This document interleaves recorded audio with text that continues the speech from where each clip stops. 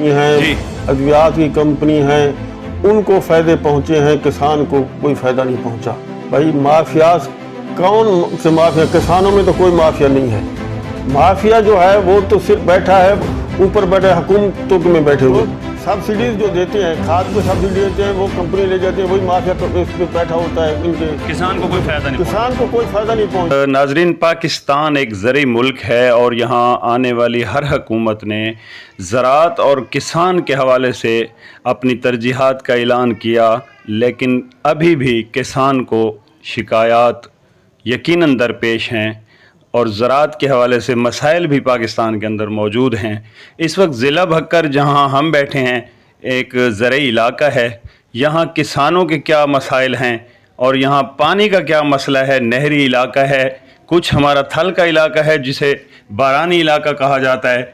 इस हवाले से आज हमारे साथ मौजूद हैं डॉक्टर मोहम्मद नवाज छीना साहब, जो किसान बोर्ड के सदर भी रहे हैं और मेरे ख्याल में इस वक्त भी हैं। तो आज इनकी जो है वो ज़राअत के हवाले से और किसानों के हवाले से जो है मसाइल पर इंतहाई गहरी नज़र रहती है। डॉक्टर साहब बताइएगा कि ज़िला बखर के अंदर और ख़ास तौर पे हमारा जो ज़री मुल्क है, हुकूमतों ने हमेशा ऐलान किए, किसानों को रिलीफ देने के भी किए, ज़राअत की तरक्की के लिए भी किए, और किस हद तक आप समझते हैं कि हुकूमतें अपने इन ऐलानात में पूरा उतरने में कामयाब रही हैं? असल ये है कि जो गवर्नमेंट भी है, जो हुकूमत भी आई है, उन्होंने किसानों के मसाइल पे, किसानों को रिलीफ देने के लिए ऐलान तो बहुत किए हैं, लेकिन वो किसानों की बजाय उनके जो कंपनीज हैं, मुख्तलिफ खाद्यों की कंपनी हैं, अद्वियात की कंपनी हैं, उनको फ़ायदे पहुँचे हैं, किसान को कोई फ़ायदा नहीं पहुँचा जी। क्योंकि रिलीफ जो होता है वो किसान को मिलना है, उसकी कीमतें कम करें। हमारे जो अपना इनपुट्स हैं, जो हमारी ज़रूरियात हैं, उनका अगर रेट कम किए जाएं तो उससे किसान को फ़ायदा पहुंचता है।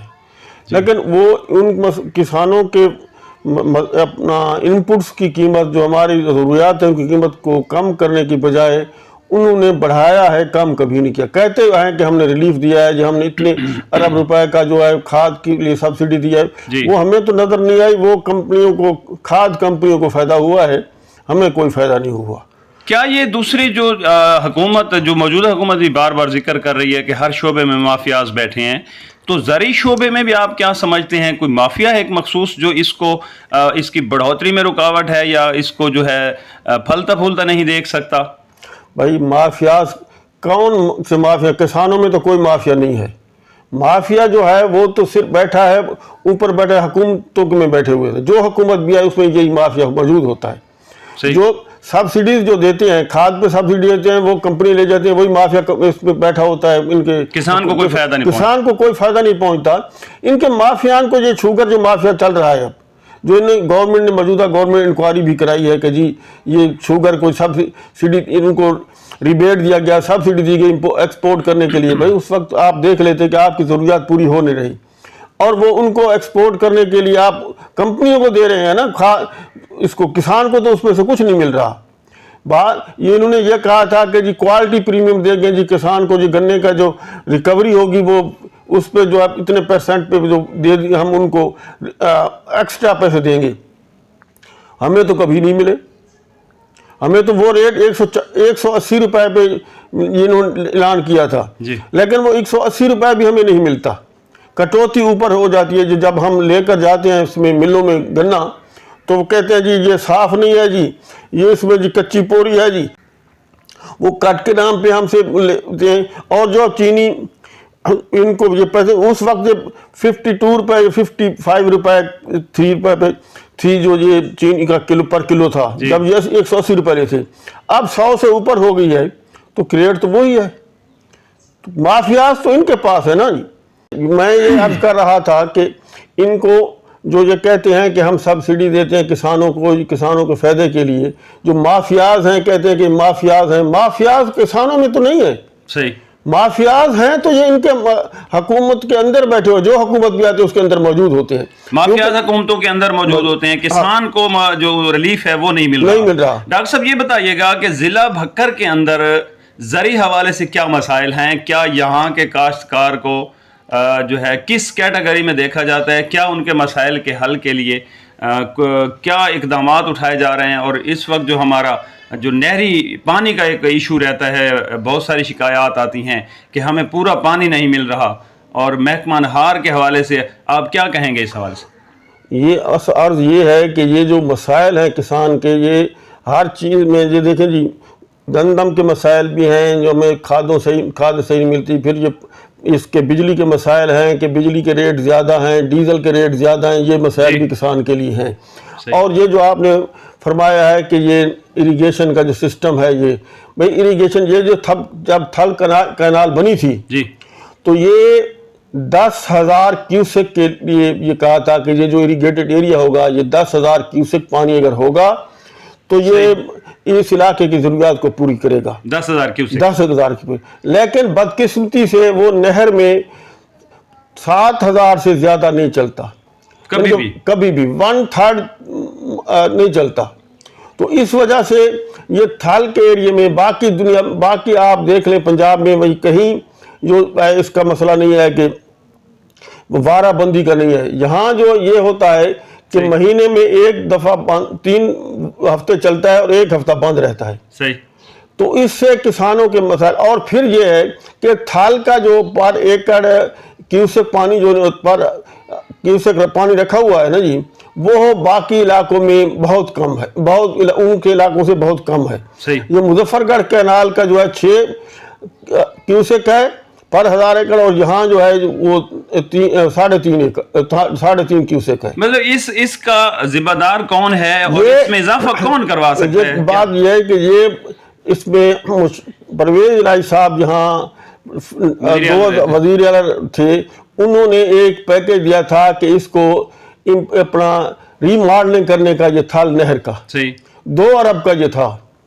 تو اس کے بعد جب انہوں نے کہا تھا کہ یہ پانی اس میں بڑھ جائے گا، جو ری ماڈلنگ ہو جائے گی تو پانی پورا ہو جائے گا، لیکن وہ 2 ارب بھی گئے، ری ماڈلنگ بھی کے نام پہ کھا گئے، پانی وہیں کا وہیں رہا، اضافہ نہیں ہوا۔ تو یہ تو خود ہی کھاتے ہیں، خود ہی کرتے ہیں، اور پھر یہ کہتے ہیں کہ جی سالانہ بندی جو آتی ہے جی نہر کو کہ جی مرمتی کریں گے۔ جب آپ جا کر دیکھ لیں کہ تھل نہر کا جو حالات ہے وہ کیا ہے، وہاں آپ دیکھیں گے کہ وہاں اینٹیں نہیں ہیں، پختہ نہر ہے، وہاں اینٹیں نہیں لگی ہوئی، وہاں انہوں نے یہ مختلف اپنا جھاڑیوں کے ٹہنیاں کاٹ کر وہ لگائی ہوئی ہیں۔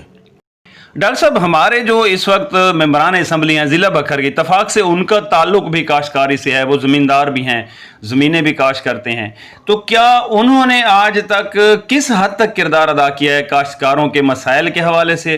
ہمارے پانی جو ہے اس تھل کینال کا، اس میں اضافہ کے حوالے سے آپ کیا سمجھتے ہیں، وہ کس حد تک اقدامات کرتے رہتے ہیں، یا کبھی انہوں نے کیا یا نہیں کیا؟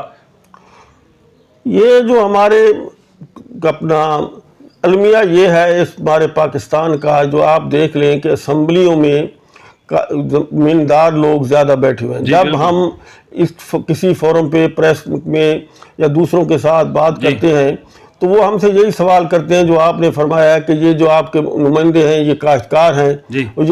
اصل میں یہ ہوتا ہے کہ ان کے اپنے مفادات ہوتے ہیں، اپنے مفادات کی بات کرتے ہیں۔ یہ کاشتکار کو ریلیف دینے کے لیے کبھی انہوں نے باتیں کم ہی کی ہیں۔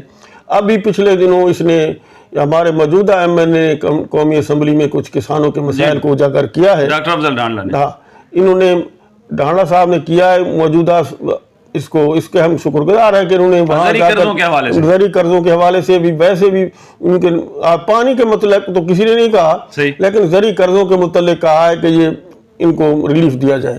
اس کے لیے تو ہم شکر گزار ہیں کہ انہوں نے یہ بات تو کہہ دی نا، جو آج تک کوئی نہیں کہتا تھا۔ تو ہمارے پانی کے مسائل کا بھی انہوں نے کبھی ذکر نہیں کیا کہ تھل کے پانی میں ان لوگوں کو کیا مسائل ہیں، کیا کچھ ہو رہا ہے۔ ڈاکٹر صاحب، ہمارے ضلع کی ضروریات جو ہے وہ کس حد تک پوری ہو سکتی ہیں؟ مطلب پانی میں کتنا اضافہ کیا جائے، یا وہی ہمیں 10,000 دیا جائے جو طے ہوا تھا؟ 10,000 اگر یہ کر دیں تو یہ ہماری ضروریات تھل کی پوری ہوتی ہیں، بکھر کی پوری ہوتی ہیں۔ یہ بلکہ یہ جو علاقہ ہے نا جی، 4 ڈویژن اس میں آتے ہیں، نہر کے 4 ڈویژن ہیں۔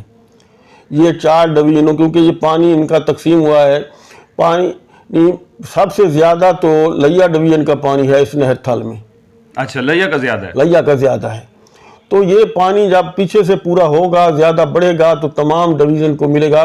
اب یہ تو نہیں ہے کہ ہم لئے والوں کا حق مار کے ہم کہیں کہ ہمیں بکھر کو دے دو, صحیح, اور وہ میاں والی والے کہیں کالا باغ ڈویژن کہے کہ نہیں جی یہ ان کا لیا اور بکھر کا ہمیں دے دو. اس طرح خوشاب ڈویژن. اچھا ڈاکٹر صاحب, ہمارے آس پاس یہاں ضلع بھکر میں بھی کی حدود میں بھی میرے خیال میں 2 شوگر ملز ہیں, اور آس پاس جو قریبی اضلاع ہیں وہاں بھی ہیں. یہاں گنا بھی بہت زیادہ کاشت کیا جاتا ہے. تو یہ جو شوگر ملز کے متعلقہ جو مسائل ہیں جو کسان ایک سیزن سے اگلے سیزن تک چیختا چلاتا رہتا ہے, اس شکایات جو ان کی ہیں کسانوں کی ہیں جو گنے کے کاشتکاروں کی ہیں, وہ شوگر ملز والے انتظامیہ پوری نہیں کرتی. پھر ضلعی انتظامیہ بھی حرکت میں آتی ہے, 1-2 دن ہفتہ 10 دن کارروائیاں کرنے کے بعد وہ بھی خاموش ہو جاتی ہیں. تو بار بار یہ کسان جو ہے لٹ رہا ہے, اس کے مسائل بڑھ رہے ہیں.